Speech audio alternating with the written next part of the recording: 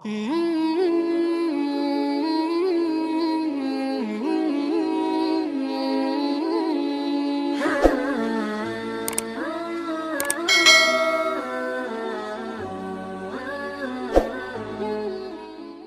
اللہ الرحمن الرحیم۔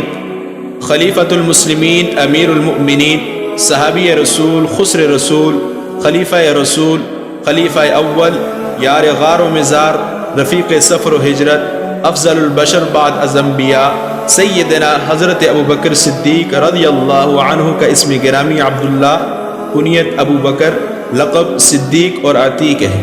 والد کا نام عثمان، کنیت ابو قحافہ، والدہ کا نام ام الخیر سلمہ بنت سخر۔ آپ رضی اللہ عنہ کا پورا نام ابو بکر صدیق عبداللہ بن ابو قحافہ عثمان تیمی ہے۔ آپ رضی اللہ عنہ کا تعلق قریش کے قبیلہ بنو تیم سے ہے۔ 7ویں پشت پر آپ کا نسب حضور علیہ السلام کے نسب سے جا ملتا ہے۔ آپ رضی اللہ عنہ عام الفیل کے 2 برس 6 ماہ بعد 573 عیسوی میں مکہ مکرمہ میں پیدا ہوئے۔ آپ رضی اللہ تعالی عنہ کی مدت خلافت 2 سال 3 ماہ 9 دن ہے۔ آپ رضی اللہ عنہ کی ازواج قتیلہ بنت عبد العزیٰ، ام رومان بنت عامر، اسماء بنت عمیس، حبیبہ بنت خارجہ۔ آپ رضی اللہ تعالی عنہ کے بیٹے حضرت عبد الرحمن بن ابو بکر، حضرت عبداللہ بن ابو بکر، حضرت محمد بن ابو بکر۔ آپ رضی اللہ عنہ کی بیٹیاں حضرت اسماء بنت ابو بکر، حضرت عائشہ بنت ابو بکر، حضرت ام کلثوم بنت ابو بکر رضوان اللہ تعالی علیہم اجمعین۔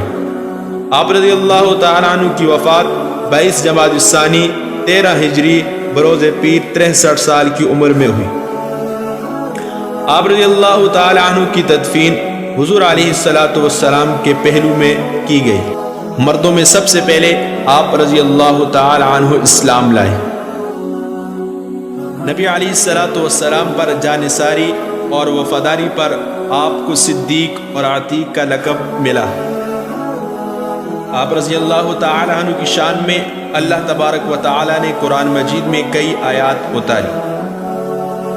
سورۃ اللیل میں ارشاد ربانی ہے، عن قریب دور رکھا جائے گا اس شخص یعنی حضرت ابوبکر صدیق کو جو اپنے مال کو تزکیہ کے لیے ادا کرتے ہیں، اور اس کا منشا یہ نہیں تھا کہ کوئی اس کی نعمتوں کا بدلہ دے، بلکہ اس کا منشا اور عقیدہ اپنے رب کی اعلیٰ رضامندی اور خوشنودی حاصل کرنا ہے، اور قریب ہی وہ رب اپنی رضامندی کا اظہار کرے گا۔ قرآن مجید میں ایک دوسرے مقام پر اللہ تبارک و تعالی ارشاد فرماتے ہیں، وہ شخص جو صدق یعنی قرآن اور دین حق لے کر تشریف لائے اس کی تصدیق کی۔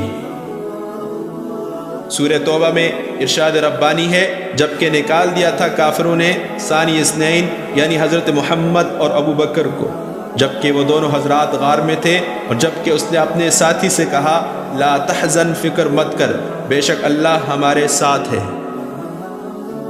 آپ صلی اللہ علیہ وسلم کے کئی فرامین آپ رضی اللہ تعالی عنہ کی شان اور عظمت پر دلالت کرتے ہیں۔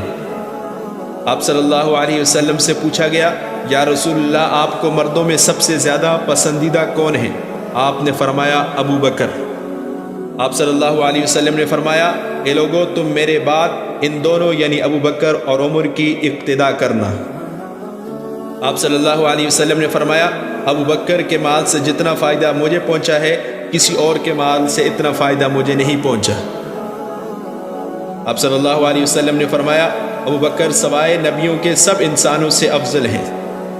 آپ صلی اللہ علیہ وسلم نے فرمایا، میری امت میں سب سے زیادہ مہربان ابو بکر ہیں۔ آپ صلی اللہ علیہ وسلم نے فرمایا، اے ابو بکر تم حوض کوثر پر میرے رفیق ہو، اور تم غار میں بھی میرے رفیق تھے۔ مرض الوفات میں آپ صلی اللہ علیہ وسلم نے فرمایا، ابو بکر کو میری طرف سے حکم دو کہ لوگوں کو نمازیں پڑھائیں۔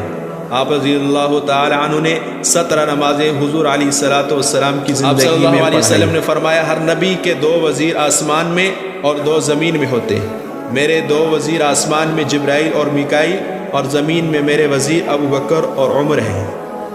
آپ صلی اللہ علیہ وسلم نے فرمایا، سب سے زیادہ احسان مجھ پر ابو بکر کا ہے، اگر میں اپنے رب کے علاوہ کسی کو جانی دوست بناتا تو ابو بکر کو بناتا۔ آپ صلی اللہ علیہ وسلم کا فرمان ہے، جس قوم میں ابو بکر موجود ہوں ان کی امامت ابو بکر کے علاوہ کسی اور کو نہ کرنی چاہیے۔ حضرت عمر رضی اللہ تعالیٰ عنہ نے فرمایا میں اس بات کو پسند کرتا ہوں کہ میرے کل اعمال ابو بکر کے ایک رات اور ایک دن کے اعمال کے برابر کر دیے جائیں۔ آپ رضی اللہ تعالیٰ عنہ کو ہجرت کی رات کا نبی کریم صلی اللہ علیہ وسلم کے ساتھ ہم سفر بنایا گیا۔ سیدنا حضرت ابو بکر صدیق نے مسجد نبوی کی زمین خرید کر نبی علیہ الصلاۃ والسلام کے حوالے کر دی۔ 3 دن تک آپ رضی اللہ تعالی عنہ کو نبی علیہ الصلاۃ والسلام کے ساتھ غار ثور میں رہنے کا شرف حاصل ہوا۔ آپ صلی اللہ علیہ وسلم نے فرمایا مسجد نبوی کی طرف جتنے بھی دروازے ہیں بند کر دیے جائیں سوائے ابو بکر کے دروازے کے۔